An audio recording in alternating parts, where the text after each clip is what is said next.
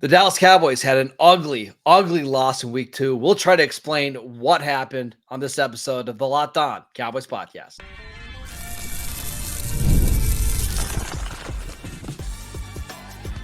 You are Locked On Cowboys, your daily Dallas Cowboys podcast. Part of the Locked On Podcast Network, your team every day. Welcome back to the Locked On Cowboys podcast, part of the Locked On Podcast Network, your team every day. We'd like to thank you for making us your first listen of the day. Today's episode is brought to you by Gametime.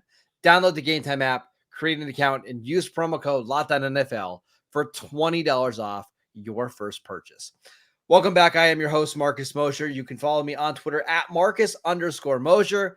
Joining me today, as always, is Landon McCool. You can follow him on Twitter at McCoolBCB. On today's show, we are breaking down the Cowboys' ugly loss to the Saints in week 2. And Landon, I was fully prepared to come onto the show today and take credit for the Cowboys losing this game. I did predict them to win on Friday's show, so I'll take some responsibility there. But after the Saints scored their 6th straight touchdown to open the game, then I felt like I could blame the defense. Like, I think it's a little bit more of their fault than my fault. So, I mean, at that point, it's even pretty hard to divert any kind of blame to anywhere else but the defense. It would be hard to kind of, 3-card Monty the blame away from the defense after 6 consecutive touchdowns. That would be very difficult. We're going to talk about the defense. I want to talk about the offense kind of stalling out in the second half, but let's do 10,000 foot view here.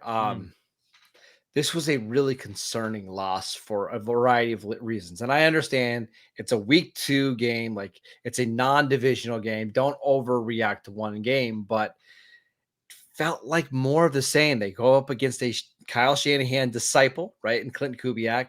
And yet again, they have no answers. And that's what's the most concerning part of this for me.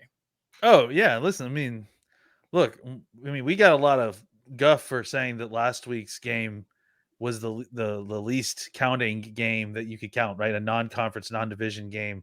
This is a conference game. This counts towards tiebreaker. So, it's not a division game, but it's still one of your home conference games. You don't get a ton of these, and to lose the ones that you are favored in is not great.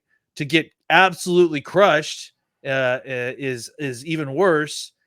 And I think that you're right. The worst layer that's added even to the top of that is that it's the same old story, same old song and dance, right? It's these Shanahan offenses giving these defense fits, and the worst part is again, we just changed everything. We changed defensive systems, and it looked exactly the same as when Green Bay came in here 9 months ago and did the same thing to the Cowboys in that home playoff loss. So I think that's where it's concerning. It's the same issues. It's the same inability to kind of block it up in the middle of the defense. It's the same inability to not bite on play action and deep, in cutting routes in the middle of the field.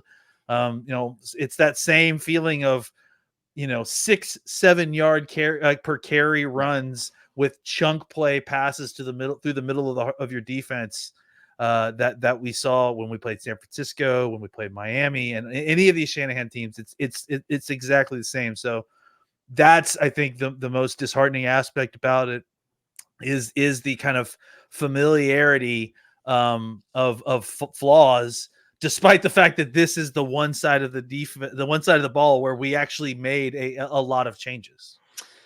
And there's another part of this in the game flow that felt so familiar, right? Like, if you remember last year when they played the Packers in the home playoff game, Packers got the ball to start the game, went right down and scored, right?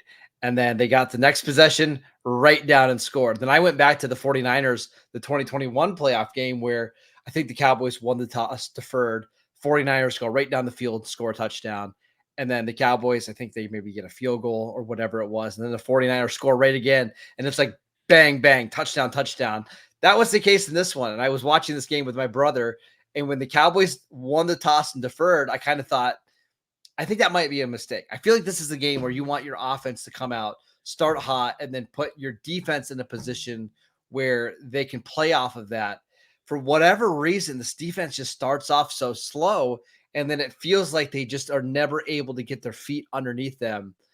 It's becoming a real problem now. I mean, to be fair to Mike McCarthy, it's not like this offense is known for starting fast either. No, So, I know that it's really hard that way. I get well, it. and even beyond that, like this team, it feels like forever has really struggled with starting slow in noon home games, right? I don't know what that is, but it feels like they're sleepy, right? I don't know, and they don't come out fast. And I mean, that was one of the things that we talked about, was one of the game scripts that I felt like that the Cowboys could lose this game in, is if they came out kind of flat, and because it's an early game and they have done this before, and they did. I certainly didn't expect the defense to not be able to prevent their offense from scoring touchdowns, the streak to go all the way into the fourth quarter. But I mean, that's kind of it changed. Them scoring so early so often, early in the game, changed the shape of the game, by halftime, to the point where the Cowboys were chasing points, which became like the quicksand game, Yep. right? Yep. That's when the interception happens, and then suddenly more points. So, yeah, I mean, this game got out of hand very quickly in that same way that the Packers game did. And, it's similar, I guess sort of dissimilar to the way the Packers game happened. It didn't feel like the Cowboys in the second half kind of really got close, or, you know what I'm saying? Like it felt like the game was out of reach at a certain point by the Well, I think part of that is quarter. I think the Saints could have scored 60 points in this game if they Sure. really wanted to, right? Like Yeah. they scored, was it 41, 44? I don't even remember now at this point. It doesn't matter. But they scored 6 straight touchdowns, and it ended up being where they kind of had to, they took the foot off the gas a little bit. Now, Dallas did get one turnover, right? But I think if the Saints really wanted to move the ball, they could have. Um, they had no answers, none. Mhm. Everything that the Saints were doing on offense worked. We're going to talk more about the defense, but I mean, they got physically beat up at the line of scrimmage, and that was concerning because this is not a great Saints offensive line. Trevor Penning, for the most part, has been considered a bust going into year 3. Talise Fuaga was a game time decision to play in this game. Cesar Ruiz is an okay center. Like they got manhandled up front, and that's what's the most concerning thing going forward. Like I wonder if they have the personnel on defense to even run this style of defense. Yeah, it's a fair question. I mean, I certainly never questioned. I mean, they haven't been on the team for very long, and we've only played 2 games, but I certainly haven't ever thought that Joseph and Phillips looked at so bad at any point that like this they were going to point out this kind of performance in this game. So we'll talk about the defense specifically, but yeah, I mean, I think there were look, it's early in the season, and this team may not look like this for very long or even next week. But I still think, even saying all that caveats, I was shocked by how bad certain aspects of this team looked, especially on the defensive side of the ball. It's also rough when this is your first home game after the Yeah. playoff game, right? Where you Yeah. got obliterated. Like this is rough. Like the Cowboys have been fantastic at home over the last couple of years. We referenced the stat on Friday. Their last home regular season loss was week 1 in 2022 against Tampa Bay. Yeah. And now this is back-to-back games where you've allowed over 40 points at home. It's not a great trend, Landon. And now you play, we're going to talk about the Baltimore game obviously later on, but now you play the Ravens at home. Yeah. Starting to get kind of scary for this Cowboys team. Yeah, I'm starting to have flashbacks to that last game at Texas Stadium. You may be too young for that, Marcus, but With the just kidding. Ron McClain game or the Willis Yeah, McGahee I was game? What do gonna. you want to I call it? was. God, I just. Yeah, all that. 70-yard run by basically a fullback Wow. in the last game of your iconic stadium. Yeah, so I mean, look, I mean, we'll talk all about that as the week goes on, but obviously, what we saw in this game certainly didn't give me a lot of hope that that what's going on up front is going to be able to handle what Baltimore is going to bring in coming in this weekend. All right, let's talk about Mike Zimmer's defense coming off a fantastic week 1 performance. Where did it go wrong in week 2? We will get to that next. This episode is brought to you by PrizePicks. PrizePicks is America's #1 daily fantasy sports app with over 5 million active members. PrizePicks is the easiest and most exciting way to play daily fantasy sports. Unlike on other apps, on PrizePicks, all you do is pick more or less than on 2 to 6 player stat projections, and you watch the winnings roll in. You can win up to 100 times your money on PrizePicks with as little as 4 correct picks. PrizePicks is the best way to get action on sports in most states, including California, Texas, and Georgia. Download the PrizePicks app today and use promo code LOCKEDONNFL and get $50 instantly when you play $5. That is promo code LOCKEDONNFL on PrizePicks to get $50 instantly when you play $5. You don't even need to win to receive the $50 bonus. It's guaranteed. PrizePicks, run your game. This episode is brought to you by DoorDash. Football is finally back, which means it's time to order your favorite game day food, snacks, and drinks on DoorDash without missing a play. Listen, I've gone to hundreds of football parties over the last few years, and several times you get to the party and either the spread is unimpressive or there's no food at all. That's why DoorDash is here to save us. You can order your favorite foods such as pizza, wings, burgers, fries, whatever you need to save game day. Right now, all you have to do is go use promo code LOCKEDFALL24 for 50% off up to a $10 value when you spend $15 or more on your first order. Limited time offer. Terms apply. Promo is not valid for orders containing alcohol. DoorDash, your door to game day greatness, your door to more. Download the DoorDash app now to order your game day favorites. Must be 21 or older to order alcohol. Drink responsibly. Alcohol available only in select markets. Welcome back to the Locked On Cowboys podcast. We are breaking down the Cowboys Week 2 loss to the New Orleans Saints. Later, let's talk about the defense. 6 straight touchdown drives. Speaking of breaking down, right? Yes, I think Alvin Kamara just scored another touchdown. Yeah, I think so. The most points allowed in the first half of an NFL or for the Cowboys in franchise history.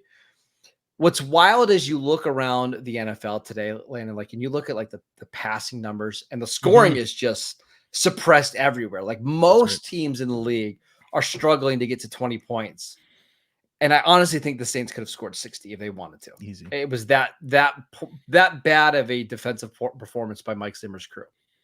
Yeah, I mean, it was just they had no answer on the ground for their run game. Kamara was averaging somewhere close to almost 7 yards a carry, if I'm not mistaken. So, and they, just had an incredible success rate. They had very few negative runs, very few runs under 4 yards a carry. Honestly, they just were consistently getting positive returns in the run game. And it at no point felt like the Cowboys had an answer for it. You go back and watch the game, and honestly, you and I DMs right now are filled with curse words by John Oening about all the terrible defensive tackle play. And this was something that he and I were talking about right after the game. What do you think the first thing that came to our mind? And to me, it was watching the defensive tackles get blown off the ball, right? And just and providing no opportunity for the linebackers to get around. We'll talk. I'm sure you're going to want to talk about the particular lineup and the deployment of the linebackers, which I think is another part of the issue here. But I think before we get into that, I think we got to start with the fact that the Cowboys defensive interior had no ability to kind of stay on their line or keep their ground. They were getting consistently moved off the ball or getting reached in zone concepts, so they were getting sealed off and blocked up, so they couldn't get to the hole or missing the tackle in the hole.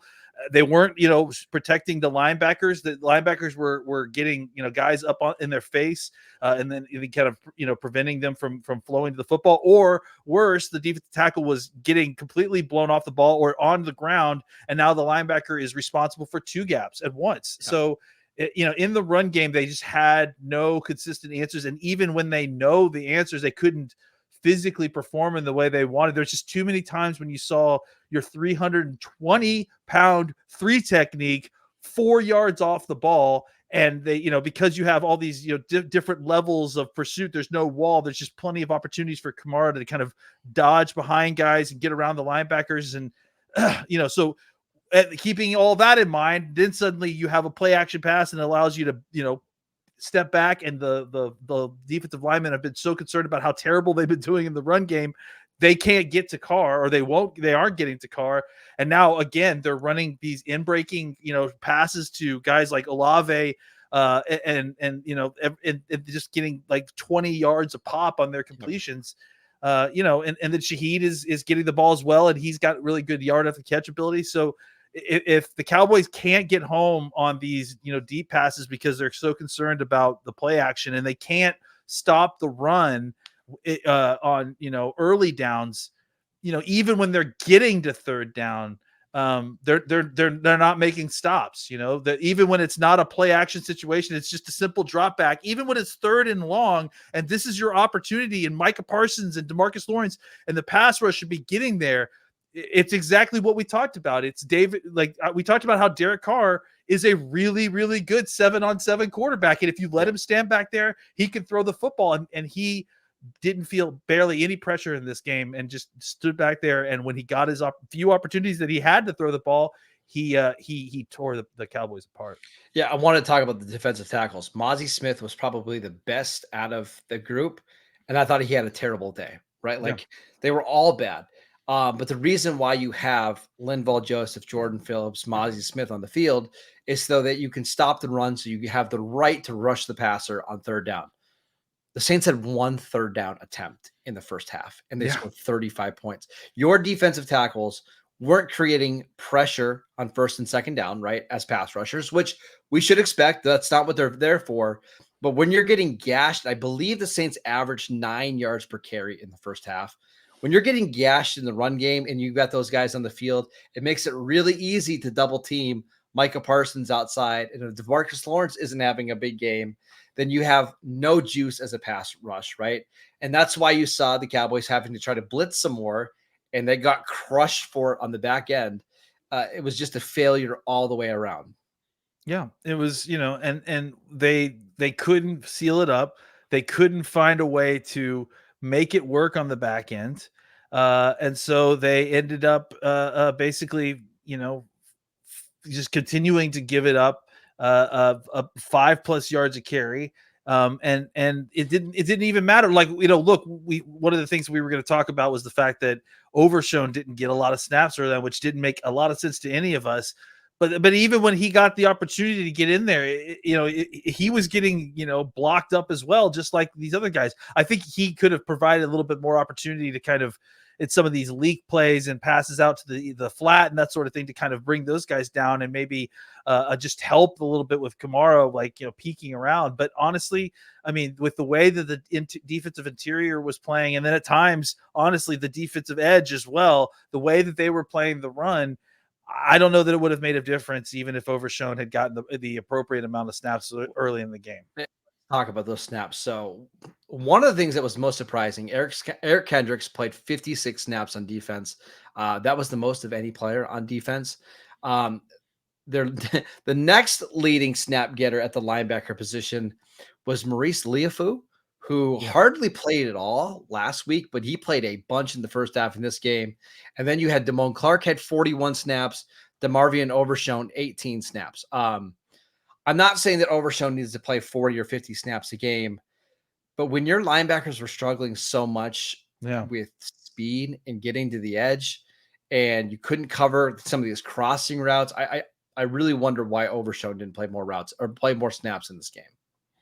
Yeah, I just wanted to look it up, but you're right. It was 5.9 yards a carry the Saints averaged in the first half, and I think having Overshown out there maybe kind of cuts that down a little bit because he mirrors Kamara a little bit better, but again, I think really where you hope he would have helped a little bit is prevent some of the yards after catch stuff on some of the short passing that I think back to specifically the screen that really burned them for the long touchdown, if I'm not mistaken, I think to Kamara.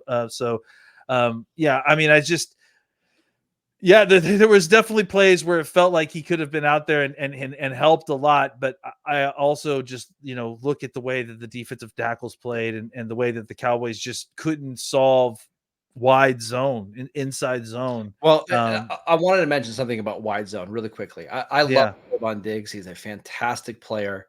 But one of the things that you've seen the 49ers and some of these other teams do over the last couple of years is Mm.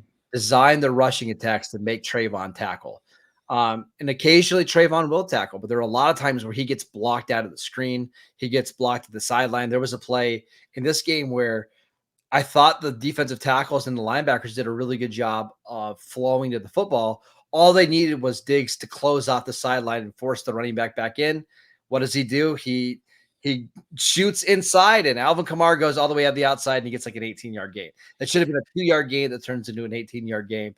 They need Trayvon to be a better tackler. Or what you're going to see the rest of the season is teams designing the run game to attack Trayvon Diggs. Yeah, I think really where it shows up is like there were instances, and again, this is all from broadcast tape, so I apologize, but you just saw instances where they were overloading the strong side, and even if the weak side of the formation was the short end of the field, meaning like the shorter side of the field, like on that hash. Normally you wouldn't run there because you have less room and the running and the cornerback can come back and make the tackle. They weren't afraid, because they knew that they could either get a blocker up on Trayvon or he wouldn't necessarily, be willing to make the tackle on Kamara. So, yeah, I mean, and I think that they also had some problems with safeties coming down and replacing at times. I think Lewis was maybe not quite where he needed to be at times. So I just think that the secondary in general needs to be a bigger part of tackling in the run game than they were tonight. All right, let's talk about the Cowboys offense, which they had a fine day, an okay day. But I did see some things that have me concerned. We'll discuss them next. This episode is brought to you by Gametime. I absolutely love Gametime. It's what I use to buy all of my tickets. Gametime has a new feature called Gametime Picks that makes getting tickets for your favorite live events even easier. Gametime Picks filters out the fluff to show you only incredible deals on great seats so that you don't have to waste your time searching through thousands of tickets. They also have the lowest price guarantee, or Gametime will credit you 110% of the difference. Plus, they have a panoramic view from your seat, so you know exactly what your seats are going to look like before you buy. Take the guesswork out of buying tickets with Gametime. Download the Gametime app, create an account, and use promo code LOCKEDONNFL for $20 off your first purchase.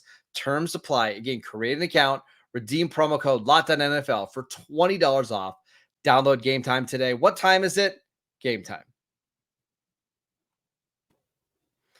Welcome back to the Locked On Cowboys podcast every day. We will be back on Tuesday after reviewing some of the All-22 film. That's not going to be a fun watch. I can tell you that right now. So pray for us there. Let's talk about the Cowboys offense because they scored points on 4 of their first 5 drives of this game, 16 points. Mm-hmm. They stalled out in the second half. You can't blame this loss on the offense. However, I didn't love what I saw from them as points in this game. No, I mean, I don't think that they necessarily played well. I think let's also, point to the fact that in the second half, it's difficult to play with a negative game script, right? Yeah, it's difficult because there's a reason that, you want to get teams into a one-dimensional game script. It's easier to play defense, and it's harder to move the ball. So it's hard to blame them a lot for what happened in the second half because, they were down by so much and they kind of had to play with some urgency, which, obviously makes them one-dimensional. So I certainly don't like what I saw, but I think it's easier for me to dismiss a lot of that. Now, what I think the problem, what we saw in the first half is that first of all, let's talk about some of the good stuff real quick. I thought that Schoonmaker actually played pretty good ball. right? Yeah. Yeah, I mean, Yeah. for stepping in for Ferguson, He was I as think good as you could have hoped for, right? yeah, exactly. They didn't ask him to do a lot of difficult stuff, and he wasn't asked to run a bunch of seam routes or anything like that. But he definitely made the most of his opportunities, was efficient, and I think has kind of earned maybe a target or two. When Fergie gets back, just in certain opportunities, right? I think though that overall, after watching this game for this team for 2 weeks, I think it's become clear to me that this team needs one more pass catcher at the running back position. Like it's a dire need because I heard people talk about playmakers and pass catchers, and I think that's I think you can make some arguments there, but I think Tolbert actually ended up having a pretty decent game. Brooks really, really struggled and had some, noticeable problems, including, blocking that screen where he let the guy in and gave up a big play. And then 4-point block. obviously Yep. the interception and all that. So he really struggled. And I think that everyone mind automatically went to wide receiver as the solution. But to me, the place where you threw away the most touches was at the running back position, specifically with anybody not named Rico Dowdle, as far as I'm concerned. Yeah. In the run game, Rico was the most efficient, by far the most efficient in that. And then in the pass game, he was a little bit more efficient than the other guys. But why are we even giving those other guys these touches at this point, especially Vaughn? At this point, like, if you can't be consistently like efficient and like explosive or make people miss, like, I'm sorry, we don't have time to wait around for this anymore. The Cowboys need to find another running back who can have some juice, have some explosiveness in the run game and the pass game, because right now it just felt like they were missing a threat when defenses want to play them safe and play with safeties back and double team CeeDee Lamb. They're checking down the ball a lot, and that's fine, but you got to have somebody who threatens the defense when you check the ball down to them, right? And that's where the Cowboys are really missing that sort of player. I wanted to talk about the run game because it's an issue. I don't necessarily think it's a talent issue. However, if you remove Dak's runs in this game, they had 19 carries for 56 yards. You're getting nothing in the run game. And I mean, a lot of that's on the offensive line. I think Tyler Guyton struggled in this game. Zach Martin did not have a good game. Terrence Steele struggled. You're just not moving guys off the line of scrimmage. You also don't have any running backs that are adding additional value, right? Like Zeke had 6 carries for 16 yards. Dowdle looked fine, 7 carries for 30 yards, but you got to do a negative game script. The big one is, I think you're right, Deuce Vaughn get 4 carries for 11 yards. And like on each one of his runs, he just got tackled as soon as he got touched. And if you're not blocking things well, there's no point in having Deuce Vaughn even be active. Like, imagine if you took half of Zeke's carries and all of Deuce's carries and then gave them to somebody with like some explosion, like what this offense would look like differently, right? I mean, it's just, I think, at tight end and at wide receiver, I feel like you've got solutions that are going to work themselves into it. Like, you were down 2 tight ends today and your 2 best pass catching tight ends at that. So that's going to have an effect in the pass game as well. Wide receiver, Brooks had a bad game. I think they're struggling to get Turpin into the regular season, what we saw with training camp. I think CD is still working himself in, but I think Tolbert started to come around a little bit. We had a nice catch, started to play with some confidence. Cooks is going to need to step up a little bit. I think you've got the pieces there where the place where I think you don't necessarily have that piece yet is you need a check down pass outlet who is going to make a defense pay for playing back in shell coverage, because guess what? That's what all these defenses are doing nowadays. You just talked about it. Passing numbers are down. Nobody's having the same kind of passing output that we've seen in previous years. Why? It's because all these defenses are playing these cover 4, cover 2, cover 6 shells with people back a little bit, with keeping it all in front of them. Which the only way to take advantage of that is running the football efficiently and effectively, or having an effective check down option, which the Cowboys just don't. You could solve both of those by getting an explosive running back, which, I wish we had said something about this all offseason, maybe. Yeah, I'm just concerned about the offense. One of the issues that they're having right now is they're struggling to create big plays. Now, CeeDee Lamb Yeah. had the long touchdown, and Jalen Tolbert had the long catch on kind of that YOLO ball, right? That should have been a pass interference. But just outside of that, everything has to be, it's tough. Like everything has to be a tight throw for 15 yards. Like they're just not creating these 20, 30-yard plays, and they're really not getting anything after the catch unless it's coming from CeeDee Lamb. And what you saw like in the second half of this game is the Saints were just going to double CeeDee Lamb wherever he was on the field and force Dak to throw to another receiver. And that's how you end up getting targets for Brevin Spanford in a critical moment in this game, or a Jalen Brooks 15 yards down the field on a deep dig route. Like at some point, these guys are going to have to win their one-on-one matchups, or you're going to have to go out and get somebody else, because I don't know if you can play this style of offense without more playmakers. Even CeeDee Lamb's touchdown was a double coverage throw in which he Yeah. caught. Dak made an amazing throw. He caught the ball, ducked under 2 tackles, and then just ran through. It was the an rest incredible of the play defense. by CeeDee. Like it wasn't anything that can't was rely on it, designed, though. right? Yeah. It's not it's not something you could rely on against that kind of defense. You need something that's consistently going to be able to tear through, get yak, as you said, like something that you get the ball to the playmaker and then they create in the back end of that defense. Yeah. All right, that is it for today's show. We want to thank you for making Locked On Cowboys your first listen today. For your second listen, go check out the new Locked On NFL show. 2 shows every single day. One in the morning with Tyler Rowland, one in the afternoon with Tony Wiggins. They do a fantastic job. Local coverage from all of the Locked On experts. Again, 2 shows every single day. Check them out on YouTube or wherever you get your podcasts. You can follow us on YouTube. We'll be back on Tuesday to break down the All-22 film. You can follow Landon on Twitter at McCoolBCB. I'm at Marcus_Mosier, and we will see you right back here on Tuesday.